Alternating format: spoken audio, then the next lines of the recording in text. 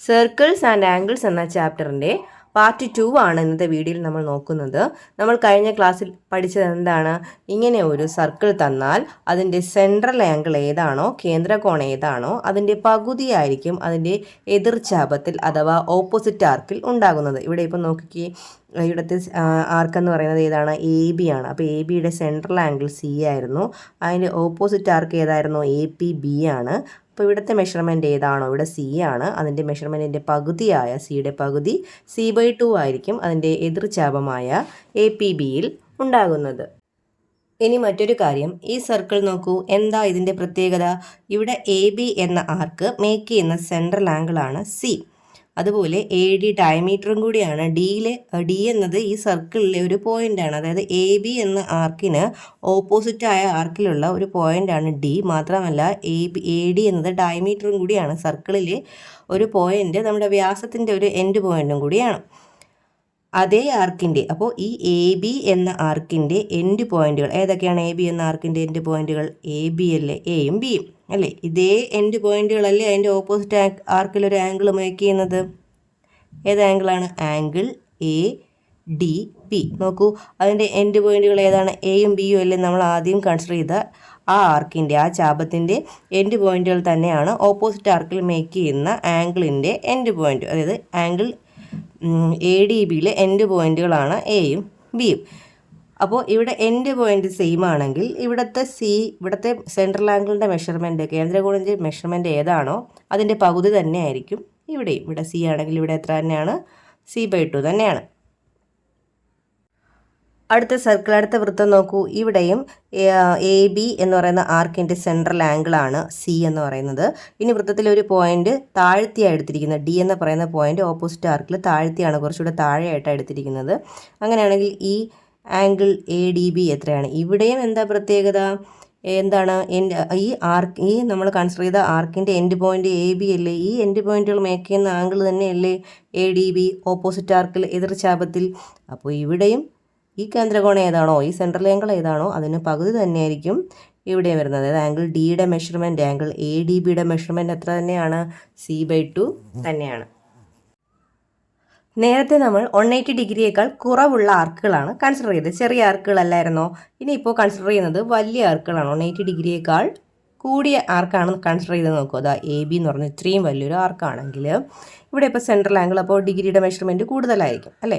അപ്പോൾ അതിൻ്റെ ഓപ്പോസിറ്റ് ആർക്കിൽ വരുന്ന ആംഗിൾ എത്ര തന്നെയായിരിക്കും? ഇവിടെ എത്രയാണോ അതിൻ്റെ പകുതി തന്നെയായിരിക്കും ഇവിടെയും വരുന്നത്, C/2. അതിൽ മാറ്റമൊന്നുമില്ല. ജനറലായിട്ട് നമുക്ക് എങ്ങനെ പഠിച്ചു വയ്ക്കാം? ഇങ്ങനെ ഒരു ഫിഗർ തന്നിരുന്നാൽ, സർക്കിൾ തന്നിരുന്നാൽ, ഈ സർക്കിളിൻ്റെ സെൻറ്ററാണ് സെൻറ്റർ O, സെൻട്രൽ ആംഗിൾ ഇവിടെ, കേന്ദ്രകോൺ ഇവിടെ C ആണെങ്കിൽ അതിന് ഓപ്പോസിറ്റ് ആർക്കിൽ വരുന്ന ആംഗിളിൻ്റെ മെഷർമെൻറ്റ് എത്രയാണ്? C/2 ആണ്, ഇതിന് പകുതിയാണ്. അതേ ആർക്കിൽ വരുന്ന കോൺ, ഈ കോണളവ് എത്രയായിരിക്കുമെന്ന് അറിയാമോ? 180 മൈനസ് C/2. 180 നിന്ന് എന്ത് കുറയ്ക്കുക? ഈ ആർക്കിലെ മെഷർമെൻറ്റ് കുറയ്ക്കുക. 180 മൈനസ് C/2 ആയിരിക്കും. Question: In each picture below, the central angle of an arc of a circle is shown. In each, calculate the angles which the arc makes at the other 2 points. ചുവടെയുള്ള ചിത്രത്തിൽ വൃത്തത്തിലെ ഒരു ചാപത്തിൻ്റെ കേന്ദ്രകോൺ കാണിച്ചിട്ടുണ്ട്. ഓരോ ചിത്രത്തിലും ചാപം വൃത്തത്തിൻ്റെ മറ്റു 2 ബിന്ദുക്കളിൽ ഉണ്ടാക്കുന്ന കോണുകൾ കണക്കാക്കുക. പേജ് നമ്പർ 41 ആകെ ഒരു ചോദ്യമാണുള്ളത്. ചോദ്യം: in each picture below the central angle of an arc of a circle is shown. അപ്പോൾ ഈ 2 ചിത്രങ്ങൾ തന്നിട്ടുണ്ട്. അവിടെ എന്താ കാണിച്ചിരിക്കുന്നത്? ഒരു സെൻട്രൽ ആംഗിൾ തന്നിട്ടുണ്ട്.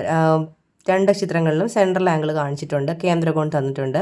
In each calculate the angles which the arc makes the other 2 points. മറ്റ് 2 പോയിൻറ്റുകളിലും ഈ ആർക്കുകൾ, ഈ ചാപങ്ങൾ ഉണ്ടാക്കുന്ന കോണുകളാണ് കണ്ടുപിടിക്കേണ്ടത്.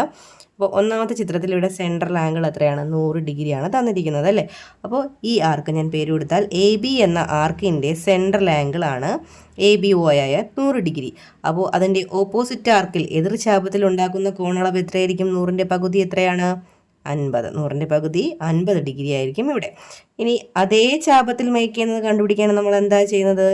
ഈ 50നെ 180 നിന്ന് മൈനസ് ചെയ്യുക. 180 മൈനസ് 50, അതായത് 130 ഡിഗ്രിയാണ് ഇവിടെ ഉണ്ടാക്കുന്നത്. 130, 130 ഡിഗ്രി.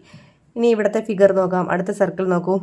ഇതൊരു വലിയ ആർക്കാണ് അതുകൊണ്ടാണ് 240 ഡിഗ്രി സെൻട്രൽ ആംഗിൾ കിട്ടിയിരിക്കുന്നത്. അപ്പോൾ ഇവിടെ 240 ഡിഗ്രി ആണെങ്കിൽ അതിൻ്റെ ഓപ്പോസിറ്റ് ആർക്ക് എന്ന് പറയുന്നത് ഇതല്ലേ, ഈ ആർക്ക്. ഇപ്പോൾ CD എന്ന് പറയുന്ന ചാപം, CD ഇത് അത്രയും വലിയ ചാപത്തിലുള്ള ആർക്കാണ് 240.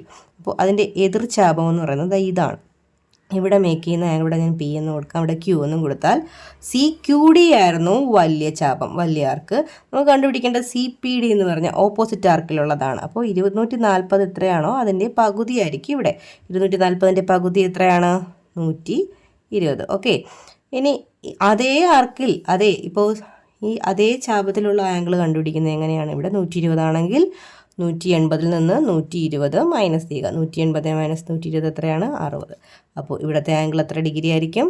60 ഡിഗ്രി ആയിരിക്കും.